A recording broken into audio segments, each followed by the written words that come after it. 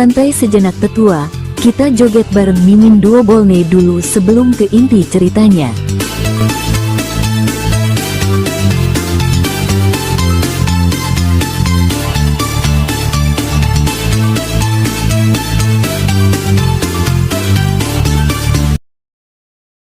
Aku tidak tahu apakah menyelamatkanmu saat ini adalah tindakan yang benar.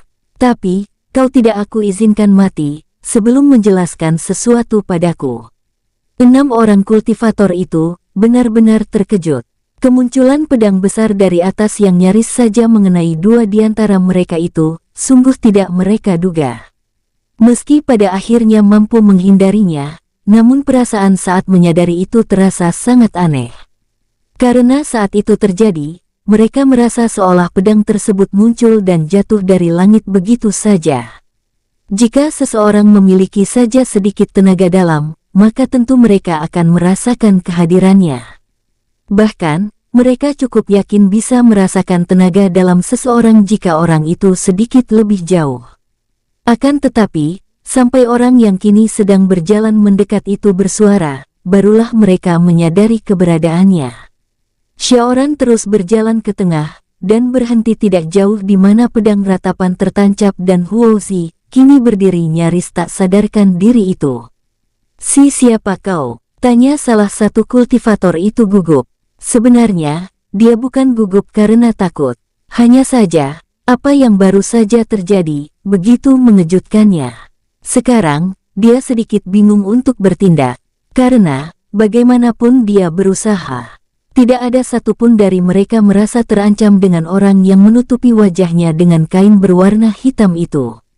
Aku pemilik bukit yang kalian injak ini," jawab Xiaoran. "Kau, maksud..." Belum sempat orang itu melanjutkan kata-katanya, mereka mendengar Huozi yang sudah setengah sadar itu, bersuara pelan, namun sedikit parau.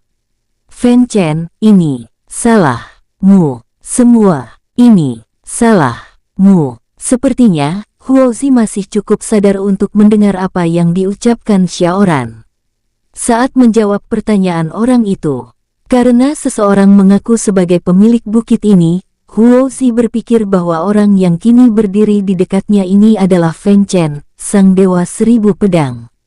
Sepengetahuannya, selain sang kaisar, hanya dewa 1000 pedang saja yang berani mengklaim dengan penuh percaya diri atas tanah, sungai, bukit, gunung atau apapun yang ada di atas kekaisaran Tang ini.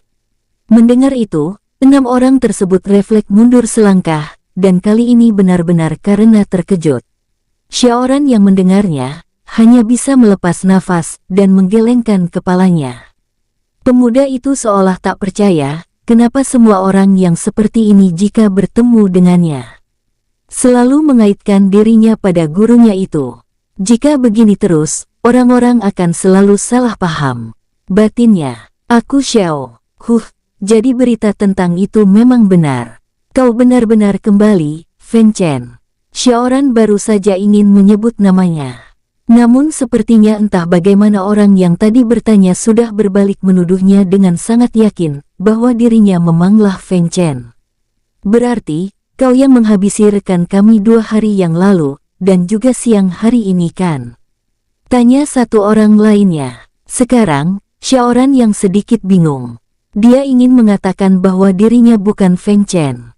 Namun di saat bersamaan, memang dialah yang menghabisi orang-orang itu. Tidak tahu harus menanggapi seperti apa.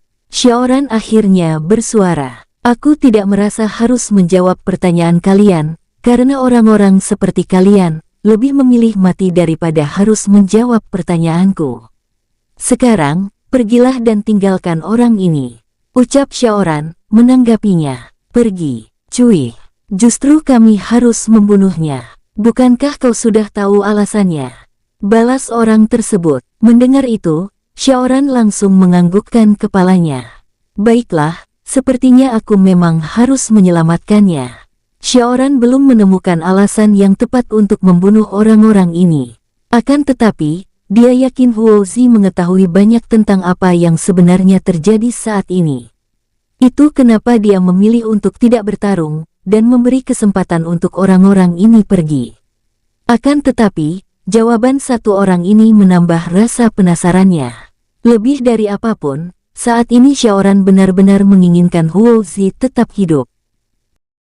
Setidaknya, hingga pria yang kini masih berdiri dengan kepala bertopang pada pedang ratapan itu, mengatakan semua yang dia ketahui tentang kelompok orang yang berdiri di depannya ini. Feng Chen, dunia sudah berubah. Kami tidak membutuhkan dirimu lagi. Tapi, karena kau muncul kembali, ketua pasti akan sangat senang jika kami membawa kau kembali. Saat itu juga, ingatan Xiaoran langsung terarah ke satu waktu, itu adalah saat di mana dia untuk pertama kali bertemu dengan Feng Chen. Jadi, kelompok ini adalah kelompok yang sama dengan yang menghancurkan kota batu. Batin Xiaoran. Xiaoran masih mengingat bahwa saat itu, Feng Chen mengatakan bahwa dia pernah menjadi bagian dari kelompok tersebut. Beberapa saat yang lalu, dia juga sudah mendengar apa yang dikatakan Huo Zi tentang orang yang paling bertanggung jawab atas masalah ini.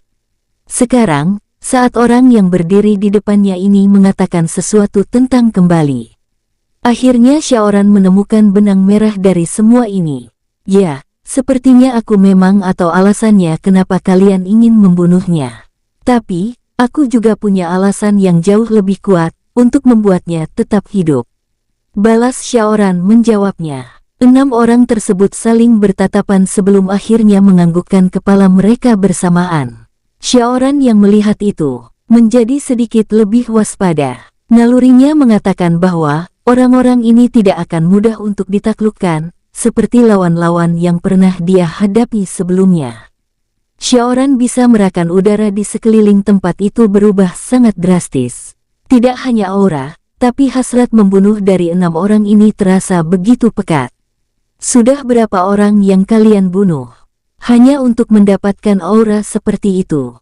Tanya Xiaoran. Satu orang tersenyum, sebelum akhirnya menjawab. Jauh lebih banyak dari jumlah usiamu.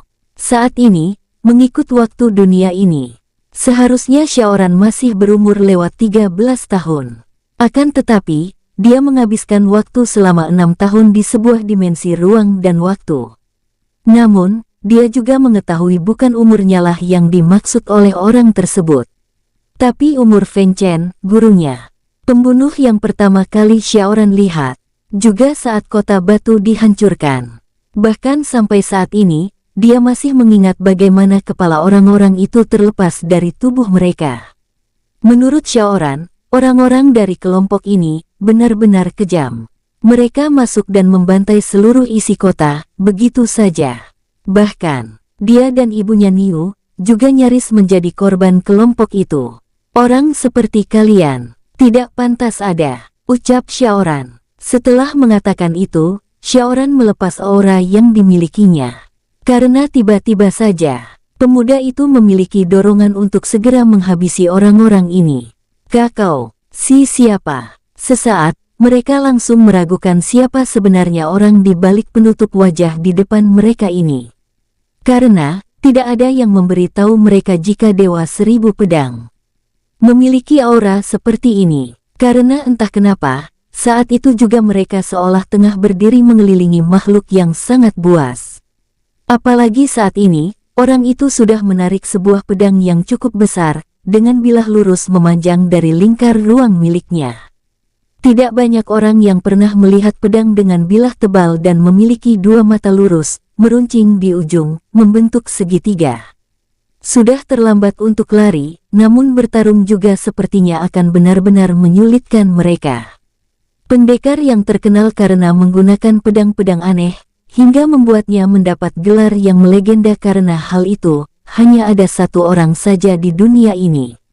Meski beberapa saat yang lalu sempat ragu, sekarang mereka kembali yakin bahwa, saat ini mereka benar-benar sedang berhadapan dengan salah satu dari 7 orang yang paling kuat di dunia. Kalian, waspadalah. Dia benar-benar berbahaya. Tepat setelah orang tersebut memperingatkan rekan-rekannya, matanya langsung melebar karena sesaat yang lalu, orang itu masih beberapa langkah di depannya. Sial, Traang. Meski sempat menangkis serangan cepat itu, namun tubuhnya masih tetap bergeser jauh ke belakang. Hiya, sus, terang. Apa yang Xiaoran duga ternyata memang benar. Orang-orang ini akan lebih sulit dari lawan-lawan yang pernah dia hadapi sebelumnya. Xiaoran sempat menangkis satu serangan kuat yang dilakukan dua orang itu, namun di saat bersamaan, dia juga merasakan dua orang lain di sisi kiri dan kanannya, berusaha menebas kakinya. Dia ingin melompat untuk menghindar. Namun dua orang di depannya mengerahkan tenaga dalam yang sangat besar pada pedang mereka untuk terus menekannya agar tidak bisa melakukannya. Naluri Xiaoran langsung bekerja. Cepat dia melepaskan pedang di tangannya itu, dan hingga membuat dia orang itu hampir saja terjungkal ke depan. Saat dua pedang itu melintas di bawah, kaki Xiaoran sudah tidak ada lagi di sana. Pemuda itu berhasil melompat tepat sebelum pedang keduanya mengenai kakinya. Di atas, Xiaoran berniat mengeluarkan pedang lainnya, namun di saat itu juga dia mendengar deru suara angin, tepat di belakangnya. Bruk, saat itu, untuk pertama kalinya, seseorang berhasil mendaratkan serangan padanya dalam pertarungan sesungguhnya.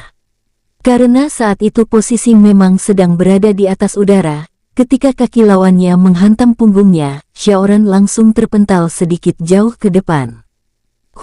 Sepertinya orang-orang terlalu membesar-besarkan nama Dewa Seribu Pedang.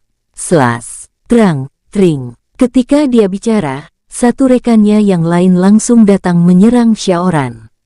Akan tetapi, saat itu juga mata orang tersebut langsung melebar.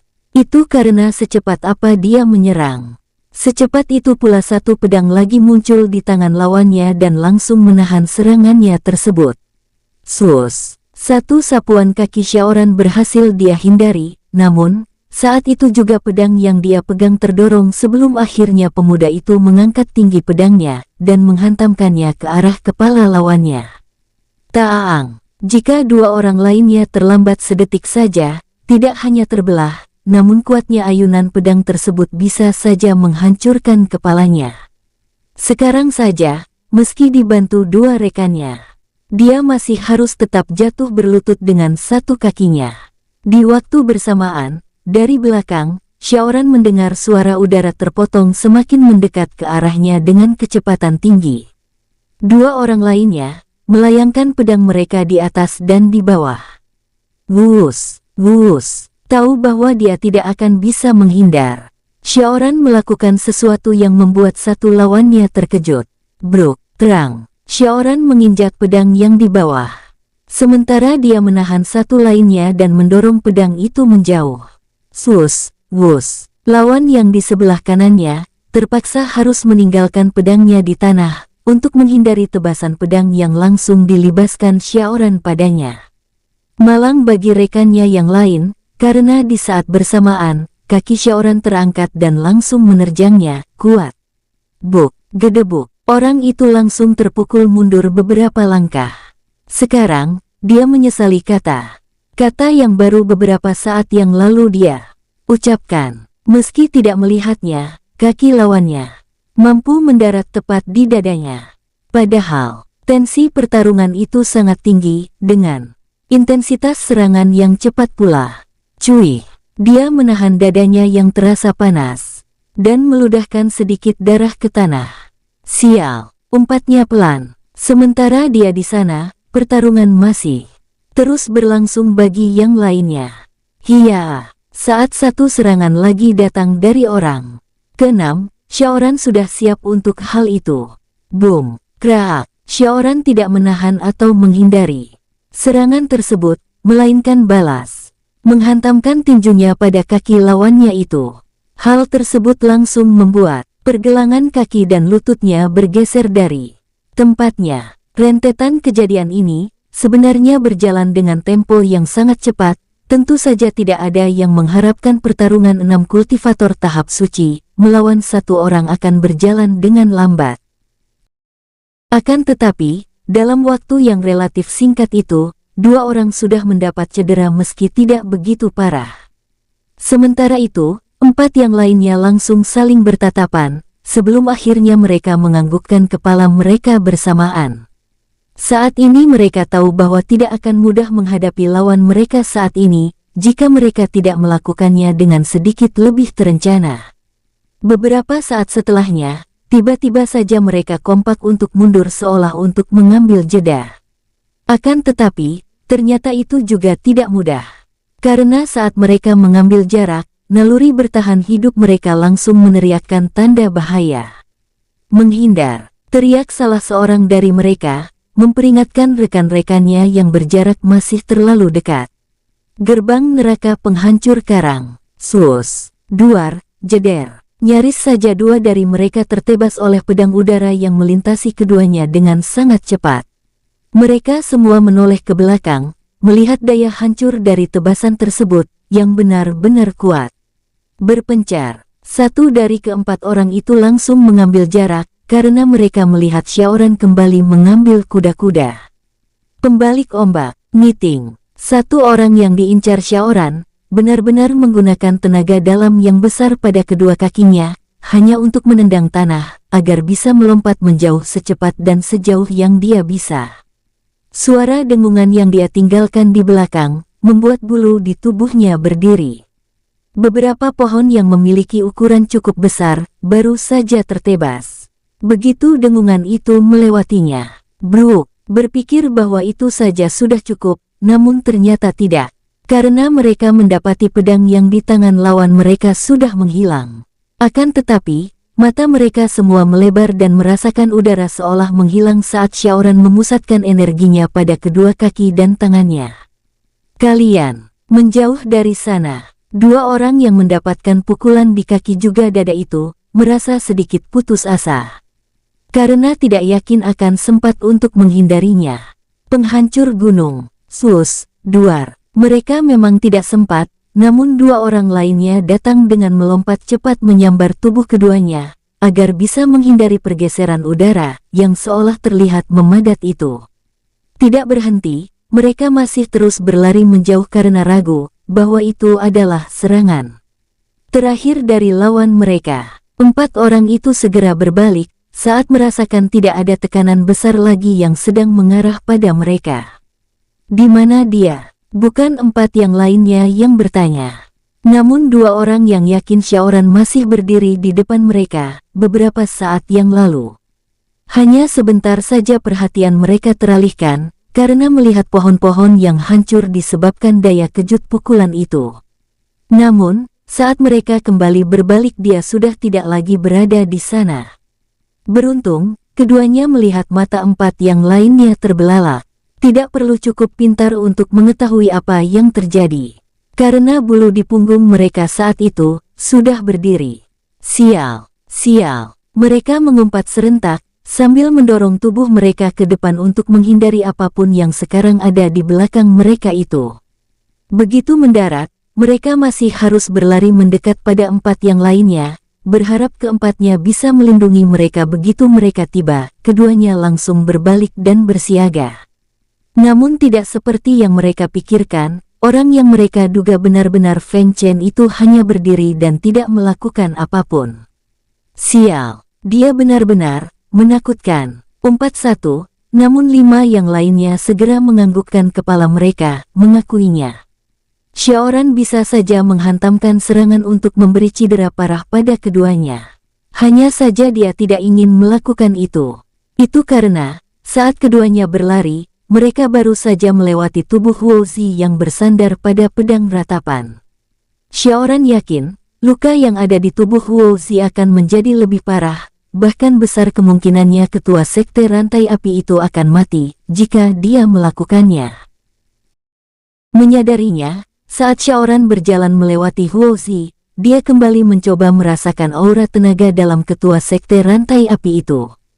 Benar-benar sudah sangat kecil. Batinnya, sebenarnya, pertarungan itu berlangsung cukup lama, karena pria tersebut, keadaannya saat ini, adalah alasan kenapa gerakan Xiaoran terbatas. Xiaoran terpaksa menahan tenaganya saat menyerang lawan-lawannya. Karena tempat bertarung mereka saat itu, terlalu dekat dengan tubuh Wuzi, yang semakin melemah.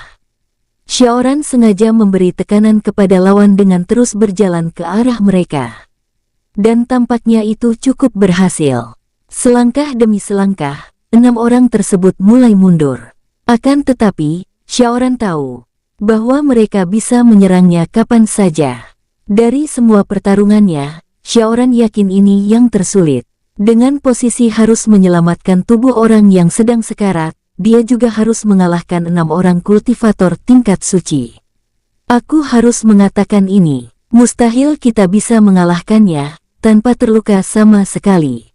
Tapi, jika tidak mati maka itu sudah cukup. Sebaiknya, saat kita kembali menyerang, kerahkan semua yang kalian punya. Ucap satu orang tiba-tiba, mengingatkan 5 yang lainnya. Mereka semua langsung mengerti, karena pada dasarnya tidak mungkin mengalahkan seorang legenda tanpa mendapatkan luka. Sekarang, mereka menaikkan tingkat toleransi mereka pada pertahanan di pertarungan ini. Jika serangan yang akan mereka lakukan benar-benar mampu melumpuhkan Feng Chen, maka mereka akan mengambil resiko yang besar sekalipun. Melihat 5 yang lainnya, mengangguk tanda mengerti, dia kembali melanjutkan. Bersiaplah, aku akan memulainya, dan setelah itu kalian berpencar. Serang dari segala arah, dan jangan berhenti hingga kita berhasil melumpuhkan atau kalau bisa, membunuhnya. Ucapnya, menjelaskan. Baik, kami mengerti. Setelah itu, dia menghentikan langkahnya. Namun, 5 yang lainnya masih tetap mundur mengambil jarak. Melihat itu, Xiaoran juga menghentikan langkahnya. Di balik penutup wajahnya, Xiaoran tersenyum. Di dalam hatinya, dia bergumam. Apa kalian benar-benar akan menggunakan taktik sekawanan serigala untuk melawanku? Batin pemuda itu, seolah benar-benar mengetahui apa yang saat ini mereka rencanakan. Xiaoran langsung maju mendekat, saat satu orang di depannya terlihat ingin menyerangnya meski tahu apa yang akan dilakukan oleh lawan-lawannya. Pemuda itu tahu bahwa tidak akan mudah untuk menggagalkannya. Dan benar saja, saat itu Xiaoran merasakan aura pembunuh satu orang di depannya ini, naik dengan sangat cepat. Detik berikutnya, orang tersebut sudah melompat menyerangnya. Wus! Sebuah tebasan pedang menukik, mengarah langsung berniat membelah tubuh dari atas kepalanya. Akan tetapi, tentu saja Xiaoran tahu bahwa itu hanyalah pengalihan saja. Saat menghindarinya, Xiaoran sudah bersiap dengan serangan susulan. Dan inilah serangan sesungguhnya. Buk! Setelah menghindar tadi, Xiaoran langsung merapatkan tubuhnya pada orang itu, hingga saat lawannya berbalik untuk melibaskan pedang untuk kedua kalinya. Namun saat itu terjadi, dia sudah terlebih dahulu menahan pergelangan tangan lawannya tersebut. Hia! Hia! 2 serangan langsung mengarah pada kakinya, namun bisa Xiaoran hindari dengan mudah saat dia melompat.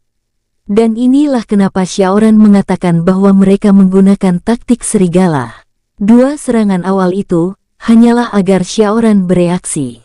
Reaksi itu akan menyebabkan Xiaoran bergerak baik itu menahan ataupun menghindar. 3 orang lainnya sudah bersiap-siap untuk itu. Tepat ketika Xiaoran melompat, 2 bilah pedang sudah terlebih dahulu melintas di ketinggian yang sama. Yang mereka tidak ketahui, meski pemuda ini bukan Feng Chen, tapi dia memang murid Dewa 1000 Pedang tersebut. Traang, tring, 2 pedang kembar keluar tepat saat Xiaoran melompat tadi. Bahkan saat melompat, pemuda itu sudah menggunakan tenaga untuk menunggu serangan ini. Alih-alih terkena, Xiaoran juga melibaskan kedua pedang pada pedang kedua lawannya tersebut. Terang, tring. Dampaknya, percikan api dari logam beradu dan bergesek, menimbulkan kilat cahaya di tempat mereka bertarung. 2 lawannya langsung mundur untuk kembali menunggu, sementara itu, 2 pedang yang tadi Xiaoran hindari dari bawah, kini terangkat untuk menebas kakinya. Ting, ting. Begitu Xiaoran berhasil mendorong 2 lawannya di atas, dia tidak berhenti di sana. Pemuda itu langsung menempelkan 2 pedang itu pada kakinya. Hasilnya, saat lawan mencoba memutus kakinya, pedang itu sudah menahannya. Sebuah perhitungan yang sangat ceroboh jika seseorang tidak memikirkan dampaknya. Akan tetapi, Xiaoran tersenyum, itu karena sejak awal dia sudah yakin bahwa pedang miliknya memiliki kualitas di atas milik lawannya. Dan inilah kenapa dia harus melakukan itu. Begitu kedua kakinya mendarat, satu lawan lagi sudah menunggunya dengan sebuah pukulan yang sangat kuat. Xiaoran melepas pedangnya, begitu dia benda itu sudah menancap di tanah. Dia langsung menghindar ke kanan dan sedikit menunduk. Dari bawah, satu kepalan tangannya langsung meluncur sangat cepat membalas pukulan itu. Wus! Beruntung lawannya sempat menghindar. Jika tidak pecah, rahangnya bisa saja tanggal jika kepalan itu berhasil mendarat di sana. Melihat lawannya yang tadi menghindari serangannya membungkuk, Xiaoran ikut membungkuk. Dia sempat melihat mata lawannya itu melebar, karena tidak menyangka tidak yang dia gunakan ketahuan. Karena saat keduanya melakukan itu, kaki dari satu rekannya yang pertama kali menyerang tadi, hanya berhasil menendang udara di atas mereka. Serit, serit, mereka melupakan bahwa pedang Xiaoran tadi berada di sana dan tertancap di tanah. Saat menunduk, Xiaoran memegang kedua pedang itu, dan langsung melibaskan terlebih dahulu pada dua orang lain di belakang yang sudah mendekat untuk memberi serangan susulan. Seperti dugaan mereka, tidak mungkin untuk menghadapi lawan mereka ini tanpa terluka. Dan sekarang, dua dari mereka baru saja merasakannya. Kecepatan Dewa Seribu Pedang serta pengendalian dan pemahamannya pada benda yang melekat pada namanya yang melegenda itu. Ternyata memang bukan kabar angin semata. Xiaoran benar dalam banyak hal pada pertarungan kali ini. Akan tetapi, dia salah dalam satu hal. Pemuda itu tidak tahu bahwa lawannya juga sudah siap untuk menerima serangannya. Dampaknya, Xiaoran yang mengira lawannya akan mundur setelah menerima luka itu. Ternyata tidak, karena mereka tetap bergerak dan terus melayangkan pedang mereka padanya. Slus, slas, nyaris, satu pedang dari keduanya benar-benar hampir saja berhasil mengenai kulit pemuda itu. Mata mereka semua melebar, karena saat itu keenamnya merasa dengan mengambil resiko terluka, maka mereka juga berpotensi besar memberikan luka pada lawan. Xiaoran melirik ke belakang sebentar, karena saat itu dia merasakan aura pembunuh dari tiga orang di sana. Meningkat, tring, traang. Dia berhasil menahan tebasan dari satu orang lainnya di depan, dan sekarang dari belakang ada tiga pedang tengah mengarah pada dirinya. Tring, trang. Dua kali serangan beruntun, dan Xiaoran berhasil menahan keduanya. Sekarang, tiga lagi pedang juga sudah mengarah pada dirinya. Sekarang, sejak saat itu, mereka semua meningkatkan intensitas serangan mereka. Sulit untuk mendapatkan posisi seperti ini, saat menghadapi musuh yang memiliki tidak hanya jurus saja, tapi juga pemahaman pada pedang yang sangat tinggi. Tring, terang, tring, traang. Keenamnya, memberikan serangan terus-menerus, meski semuanya berhasil dihindari bahkan ditahan oleh Xiaoran. Berentet serta beruntun. Tebasan pedang seperti menghujani Xiaoran. Belum lagi kepalaan serta tendangan yang juga mengarah padanya. Jika hal ini terjadi pada pertandingan terbuka, tidak hanya melebar saja, mata semua orang pasti akan terbelalak saat satu orang mampu mengimbangi kecepatan 6 orang yang menyerangnya dalam waktu bersamaan. Apalagi, semuanya berlangsung dalam kecepatan tinggi. Kerahkan semua tenaga kalian, seru satu orang, untuk mengingatkan yang lainnya. Tring, terang, tring, traang. Saat itu, kecepatan serangan mereka mulai meningkat. Dan tidak hanya itu saja, kekuatan dari setiap satu serangan yang mereka lepas dalam kecepatan tinggi itu, juga ikut meningkat. Jangan ada yang berhenti. Di saat bersamaan Xiaoran juga meningkatkan kecepatannya. Namun, ini kali pertama dia menghadapi 6 lawan dalam waktu bersamaan. Meski dia bisa mengimbangi kecepatan ke-6 orang itu, karena mereka memiliki jurus dan pola berbeda, Xiaoran menjadi sedikit kesulitan untuk menghadapinya. Tring, serit, terang, stret, tring, traang. Memang, mereka semua sudah siap untuk mendapatkan luka saat ini.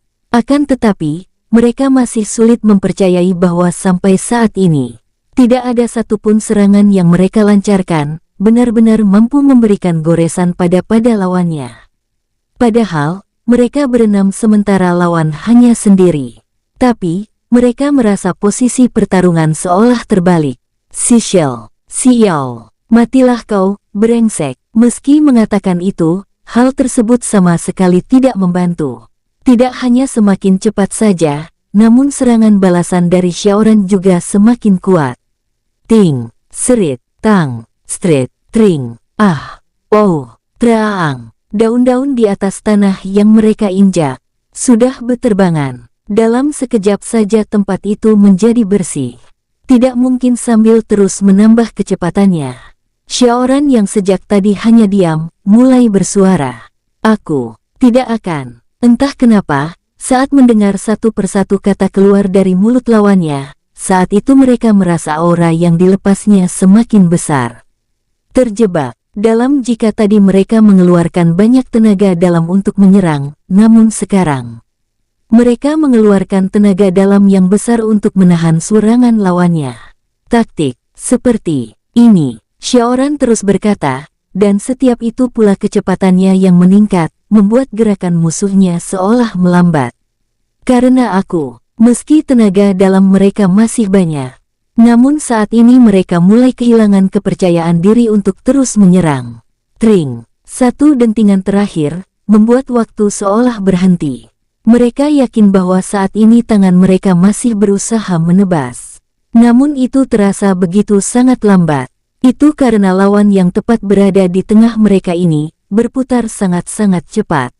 Dengan kedua tangan memegang pedang sambil berseru lantang. Xiaoran, serigala, traang, tidak hanya memutus semua pedang mereka saja.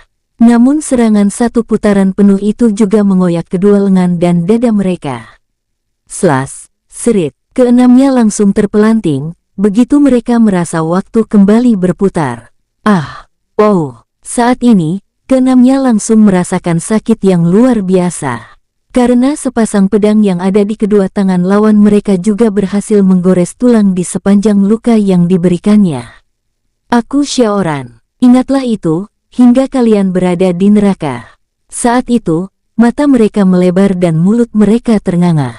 Saat melayangkan serangan terakhir tadi, penutup wajah lawan mereka terbuka. Tidak hanya memiliki wajah yang sangat muda, namun mereka yakin bahwa saat ini mereka tidak sedang berhadapan dengan Feng Chen.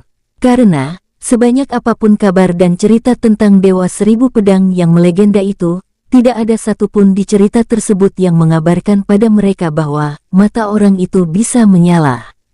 Mereka semua langsung mengalirkan tenaga dalam pada luka yang mereka dapat, sambil terus mundur dengan menendang-nendang tanah, saat Xiaoran mengedarkan pandangannya ke sekeliling, menatap mereka. Mereka pernah bertarung bahkan bertempur dengan musuh yang sangat kuat. Rasa takut bukanlah sesuatu yang baru bagi keenamnya. Hanya saja, melihat musuhnya saat ini, mereka tahu bahwa sejak awal mereka telah memutuskan sesuatu yang salah. Sekarang, untuk berdiri saja, keenam kultivator itu hampir tidak bisa merasakan kaki mereka masing-masing. Jangan diam saja, cepat berdiri. Suara satu orang membuat mereka tersentak. 5 yang lainnya langsung sadar bahwa tidak ada gunanya memikirkan hal itu saat ini. Bagaimanapun musuh sudah di depan mata, dan tentu saja tidak ada jalan lain lagi selain berdiri untuk melawannya. Satu pelajaran lagi yang bisa diambil oleh Xiaoran saat ini. Kultivator tahap suci, memiliki mental dan jiwa untuk tetap bertahan sangat tinggi. Ini mengingatkan dirinya saat Feng Baoyu mengajarkannya hal-hal yang berubah dalam setiap ranah, tahap dan tingkat kultivasi seseorang. Siapa kau sebenarnya? Tanya satu dari 5 orang yang baru saja berdiri itu. Saat itu, mereka sudah tidak melihat mata itu berpendar seperti tadi. Akan tetapi, ingatan tentang hal tersebut masih melekat pada kepala mereka. Xiaoran tidak langsung menjawabnya. Pemuda itu mengangkat satu pedangnya tinggi ke udara, sementara satu lainnya menghunus terus ke tanah. Nguung. Karena sejak awal dia sudah memusatkan energinya pada kedua pedang tersebut, bahkan pedang itu sudah berdengung saat dia menekuk keduanya. Ini, tidak, adil, gumam satu orang lainnya, yang berada tepat di belakang Xiaoran. Dia sudah mengerjapkan matanya beberapa kali untuk memastikan apa yang dia lihat. Berharap bahwa itu tidak nyata. Namun, pendar cahaya biru dan merah ternyata benar-benar keluar dari kedua bilah pedang tersebut. Tarian pedang, jurus ke-36. Sekarang tidak hanya dirinya saja yang melihat itu. Sebuah siluet berdiameter besar muncul saat pedang itu berhenti. Demi apapun, mereka yakin sedang melihat sebuah simbol kuno, namun sangat melegenda. Segala sesuatu yang bertolak belakang di semesta ini bisa dijelaskan oleh satu simbol itu saja. Karena itu adalah simbol keseimbangan dunia. Muung, jika waktu bisa berputar sedikit saja, mungkin mereka memilih untuk pergi saat lawan mereka ini mengizinkannya tadi. Namun, tentu saja keajaiban seperti itu tidak mungkin terjadi pada mereka. Suara dengungan pedang itu sudah menjelaskan betapa besarnya beban energi yang ditahan kedua benda itu, hingga membuatnya bergetar sangat hebat. Yin, Yang, sesaat yang lalu, musuh mereka itu masih ada di sana. Namun sekarang tidak lagi. Di mana dia? Swus, wus. Satu orang dari mereka yakin baru saja merasakan sesuatu melintas sangat cepat di dekatnya. Apa itu? Dia mencoba mengedarkan pandangannya pada sekeliling, namun tidak melihat apapun. Tanganmu, seru satu temannya yang ada di depan. Sontak dia melihat pada rekannya itu. Apa? Tanyanya heran, saat melihat rekannya itu menunjuk ke sisi kiri tubuhnya. Tanganmu, di mana tanganmu? Keningnya berkerut, namun saat itu juga dia menunduk dan menoleh pada arah yang ditunjuk rekannya itu. Saat itu juga, matanya terbelalak. Dia menoleh pada temannya, sekali untuk menanyakan di mana tangannya, namun saat itu juga, keduanya melihat siluet hitam bergerak dengan sangat cepat melintas. Sus, serit, bruk, lengan tangan rekannya yang tadi menunjuk padanya itu, baru saja terpotong dan terjatuh ke tanah, dan masih dengan satu jari telunjuk mengacung lurus. Tanganku, seru rekannya tersebut saat itu juga. Sus, serit, keduanya menoleh ternyata tidak hanya mereka saja. Tapi satu rekan mereka yang lainnya, baru saja bernasib nyaris sama. Akan tetapi, bukan tangannya yang meninggalkan anggota tubuhnya, namun satu kakinya dari betis ke bawah baru saja terpisah. Bruk, rekan mereka tersebut langsung ambruk berlutut dengan satu kaki mulai memuncratkan darah segar. Sekarang yang lainnya, namun di sisi berbeda, sebelum akhirnya satu yang lagi juga berteriak. Kakiku, muung, serit, mata orang itu terbelalak, karena luka yang baru saja berusaha dihentikan pendarahannya. Kembali terkoyak, berengsek. Rasa sakit yang dia rasakan lebih dari yang sebelumnya. Baru saja dia hendak mengalirkan tenaga dalam pada dua lukanya, kembali dia mendengar dengungan teredam, sebelum akhirnya deru suara angin kembali melintas. Wus, swus, sontak dia terpekik melengking, karena lagi-lagi di tempat yang sama. Atit, di sisi lain, empat yang lainnya juga merasakan hal yang sama. Namun, saat itu ada satu orang yang menyadari sesuatu. Kalian semua, cepat ke sini, seru satu orang pada mereka. Sejak tadi, dia berusaha merasakan keberadaan Xiaoran. Namun, usahanya gagal. Akan tetapi, sampai detik ini, di depan mata kepalanya sendiri, 5 rekannya terlihat sedang disiksa dengan cara yang mengerikan. Dia belum mendapatkan satu luka apapun. Akhirnya, dia menyadari kenapa dia belum mendapatkan luka apapun. Karena saat ini, dia berdiri sangat dekat dengan pedang besar, di mana Huo Zi bersandar tak sadarkan diri. Swus, meski mendapatkan luka, satu orang itu berhasil mendekat pada temannya itu. Namun, saat dia berbalik, keduanya tahu bahwa mereka baru saja kehilangan satu rekan mereka, karena saat ini, orang itu sedang berdiri tanpa kepala di ujung leher yang mengucurkan darah ke udara. Cepatlah, Slas, Meski terseok-seok, dua lainnya berusaha mendekat. Namun, satu yang kakinya terputus. hanya terdiam di tempatnya. Aku akan mati. Tepat setelah mengatakan itu, pandangannya berputar-putar sebelum akhirnya berhenti saat dia merasa sebelah pipinya membentur tanah. Bruk, gedebuk. Sebelum kesadarannya hilang, dia sempat melihat tubuhnya baru saja ambruk menimpanya. 4 lainnya berhasil berdiri mengelilingi Huo Zi dan pedang besar itu. Saat ini, mereka juga sudah menyadari bahwa Huo Zi adalah satu-satunya harapan mereka untuk tetap hidup. Berhenti, jika tidak, kami akan membunuhnya. Teriak satu-satu orang, berharap Xiaoran benar-benar menghentikan apa yang sedang dia lakukan itu. Nguung, tak lama, mereka akhirnya kembali mendengar dengungan suara dari kedua pedang tersebut. Dan detik berikutnya, lawan mereka kembali terlihat berdiri di depan mereka.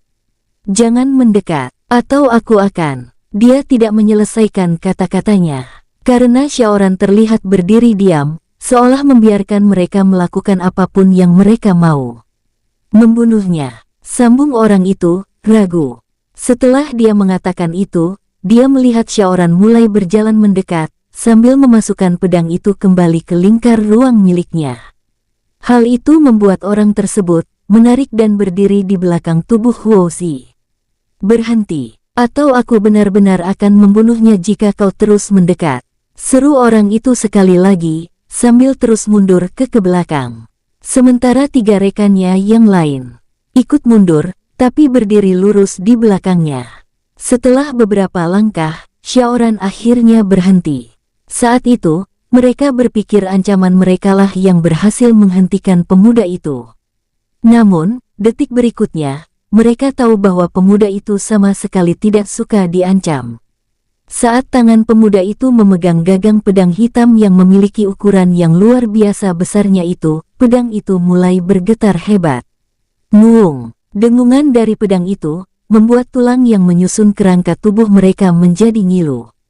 Mata mereka terbelalak saat pemuda itu mengangkat pedang besar itu tinggi, sementara matanya yang tiba-tiba saja kembali menyala itu sekarang menatap mereka. Jika kau ingin membunuhnya, maka lakukanlah. Mendengar Xiaoran mengatakan itu, orang yang memegang tubuh Huo Zi tahu bahwa itu bukanlah sebuah tantangan. Dengan hati-hati, dia meletakkan tubuh ketua sekte rantai api itu ke tanah. Setelah itu, sambil menelan ludahnya dia kembali berdiri. Untuk seorang kultivator ranah langit tahap suci tingkat 3, hal ini benar-benar memalukan. Saat ini, dengan tubuh menggigil hebat, air sudah mengalir deras dari selah pahanya membasahi celananya. Xiaoran mengangkat sedikit dagunya dan berkata, "Cobalah selamatkan diri kalian." Mereka semua mengangguk, dan segera berbalik. Sesaat kemudian, saat langkah pertama mereka lakukan sebelum langkah kedua menyusul. Mereka mulai berjalan sebelum akhirnya mulai berlari. Swus, wus, sambil menitikkan air mata, setelah puluhan tahun hidup di dunia ini dan akhirnya sampai ke tahap suci. Sebagai seorang kultivator, mereka benar-benar tidak menyangka akan berakhir dengan cara yang sangat menyedihkan seperti ini. Gerbang neraka. Separuh nyawa mereka sudah terlebih dahulu pergi, saat mendengar pemuda yang sangat mengerikan itu, berseru di belakang mereka. Penghancur karang, slas, duar, jeder. Selanjutnya, mereka hanya melihat satu kilatan, saat menyaksikan udara di sekitar mereka retak. Saat sebuah sapuan energi melintas melewati mereka, dan membawa semua yang mereka punya, bahkan seluruh ingatan terakhir mereka ini, pergi dan menghilang begitu saja. Di sisi lain, jauh dari tempat itu, di puncak tertinggi perbukitan pinus merah, beberapa orang sedang berkumpul. Perdebatan mereka terhenti karena semua dari mereka tiba-tiba menoleh ke satu arah. Saat ini, mereka juga merasakan apapun yang ada di ruangan itu bergetar. Apa itu tadi? Letusan gunung. Ini perbukitan, bukan pegunungan. Jadi apa? Gempa bumikah? Tak lama setelah itu, getaran itu mereda. Mereka semua kembali berbalik. Meski di kepala mereka masih tersimpan rasa penasaran dengan apa yang baru saja terjadi, namun saat ini ada hal lainnya yang menurut mereka lebih penting, yang sedang mereka bahas. Mungkin, Tempat ini memang sering terjadi gempa kecil. Sejak beberapa hari di sini, aku sudah merekamnya meski tidak sekuat ini, ucap Hong Ming. Mereka yang ada di sana menganggukkan kepala, karena juga merasakan hal yang sama. Ya, sebaiknya kita lanjutkan yang di sini saja, tambah Kang Siong. 3 cendekiawan yang menjadi penanggung jawab acara kompetisi bela diri itu, akhirnya menerima permintaan Lao dan yang lainnya untuk bertemu. Akan tetapi, saat mereka baru saja mengatakan keberatan mereka dengan kompetisi ini, saat itulah perdebatan antara perwakilan sekte aliran putih dengan 3 cendekiawan kekaisaran itu dimulai. Biksu Lao, jujur saja, bertemu dengan kalian seperti ini juga merupakan suatu bentuk ketidakadilan bagi peserta lainnya. Jadi, bagaimana kalian datang dengan tuntutan sebuah aturan yang adil? Ucap salah satu dari ketiganya, pada biksu dari kuil 5 jari tersebut. Lao menoleh pada cendekiawan yang bernama Gaolan, sambil mengernyitkan keningnya. Dia sama sekali tidak mengungkit masalah keadilan saat ini. Namun, saat Lao ingin menjawab, Bing Dai yang tahu bahwa cendekiawan itu hanya mengalihkan topik pembahasan, dan sengaja mengajak Lao untuk berbicara, langsung membalasnya. Cendekiawan Gao, aku dan yang lainnya datang ke sini bukan untuk menuntut pertarungan yang adil. Bahkan, saat kami semua mengetahui kalian memperbolehkan siapa saja, termasuk perwakilan dari sekte aliran hitam mengikuti kompetisi ini, kami sudah tidak memikirkan kompetisi ini berjalan dengan sebagaimana mestinya sebuah kompetisi. Ucap Bing Dai, mencoba membawa pembicaraan ini kembali pada topik yang sebenarnya. Gaolan memundurkan sedikit wajahnya saat mendengar apa yang disampaikan Bing Dai tersebut. Namun, saat dia kembali ingin berbicara, Tian Ma langsung memperjelas sekali lagi maksud kedatangan mereka. Sudah kami katakan sejak awal, sepertinya keputusan Yang Mulia Kaisar untuk mengadakan kompetisi bela diri ini sebuah kesalahan yang sangat fatal, ucapnya, dan setelah mengatakan itu, dia menoleh pada 2 cendekiawan lainnya, bergantian. Apa kalian tidak memikirkan bagaimana jika pada akhirnya yang memenangkan kompetisi ini adalah sekte aliran hitam? Kalian akan memberikan sumber daya yang berlimpah serta sebuah wilayah yang pada mereka. Lanjutnya, bertanya. 3 cendekiawan itu terdiam, dan saat itu juga Lao akhirnya menambahkan. Kalian adalah cendekiawan kekaisaran, dan kalian tentu sangat mengetahui resiko jika membiarkan aliran hitam berkembang. Tidak hanya akan membuat kekacauan di masa depan, tapi mereka juga berpotensi besar untuk menghancurkan kekaisaran ini, jelas Lao. Pada ketiganya, bahkan, tidak ada yang bisa menjamin saat mereka benar-benar memenangkan kompetisi ini, posisi kalian di kekaisaran akan terus seperti saat ini. Disinilah letak kebingungan seluruh perwakilan sekte aliran putih. 3 cendekiawan ini seolah lupa bahwa saat aliran hitam membuat kekacauan, merekalah yang membantu kerajaan memerangi kubu itu. Meski di samping itu, kubu sekte aliran hitam juga berperang dengan aliran hitam untuk alasan yang lainnya. Di saat mereka semua berpikir bahwa dengan diamnya ketiga cendekiawan itu, maka ketiganya sudah mengerti dengan maksud kedatangan mereka. Akan tetapi, Hong Ming, cendekiawan yang ditunjuk langsung sebagai ketua dari semua penanggung jawab kompetisi ini, akhirnya bersuara. Jadi, apa kalian berpikir bahwa kalian akan kalah? Tanya cendekiawan itu, dengan nada sedikit menuduh. Cendekiawan Hong, ini bukan tentang itu, ini tentang. Belum sempat Chong Wei menyelesaikan kata-katanya, Hong Ming kembali bersuara.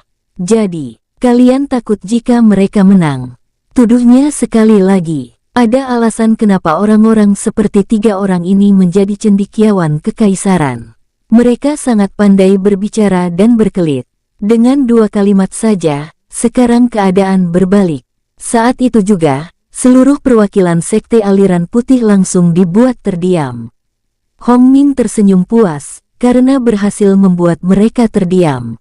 Untuk memastikan agar mereka tidak lagi melayangkan protes seperti ini, dia kembali bersuara. Jika kalian melihatnya seperti itu, maka tentu saja kalian akan berpikir bahwa keputusan kami salah. Tapi, jika kalian bisa menggunakan kesempatan ini sebagai ajang untuk menekan sekte aliran hitam, maka di masa depan seharusnya mereka sudah tahu bahwa mereka tetap tidak akan bisa mengalahkan kalian, bukan? Ucapnya lagi, yang dia yakini tidak ada satupun dari orang-orang yang menemui mereka saat ini tersebut bisa membantahnya. Karena memang, apa yang dikatakan Hong Ming sangat masuk akal. Jika murid dari sekte aliran putih keluar sebagai pemenang, maka itu akan menjadi tekanan jangka panjang bagi kubu sekte aliran hitam. Karena, jelas mereka memiliki penerus yang lebih baik. Berpikir seperti itu, tentu saja jika murid dari sekte aliran hitam yang menang, maka akan terjadi hal sebaliknya. Tepat saat mereka serentak akan mengatakan hal itu, saat itu pula Hong Ming kembali bersuara. Jangan katakan itu, karena jika kalian benar-benar akan mengatakan pada kami bahwa sekte aliran hitam yang menang maka akan terjadi hal sebaliknya, kalian akan terdengar sangat takut pada mereka. Karena jelas, mereka sama sekali tidak menganggap hal itu sebuah masalah. Ucapnya, menyela. Kali ini, Hong Ming benar-benar berhasil membungkam mereka semua. Disebut takut pada sekte aliran hitam, serasa memukul jatuh harga diri mereka. Meski mereka semua sangat membenci Hong Ming saat mengatakannya, namun, mereka tidak lagi memiliki kalimat untuk membalasnya. Kami tahu bahwa kalian berniat baik untuk kekaisaran. Aku rasa, Yang Mulia Liang Zhu juga sudah memikirkan hal ini sebelumnya. Tapi, cobalah mengerti, sebagai seorang kaisar, dia tidak hanya memikirkan tekanan dari dalam saja. Negara-negara yang ada berbatasan dengan Kekaisaran Tang ini, juga memberikan tekanan dan tekanan itu jauh lebih berat. Kata-kata Gaolan barusan, benar-benar tidak bisa dilawan dengan alasan apapun.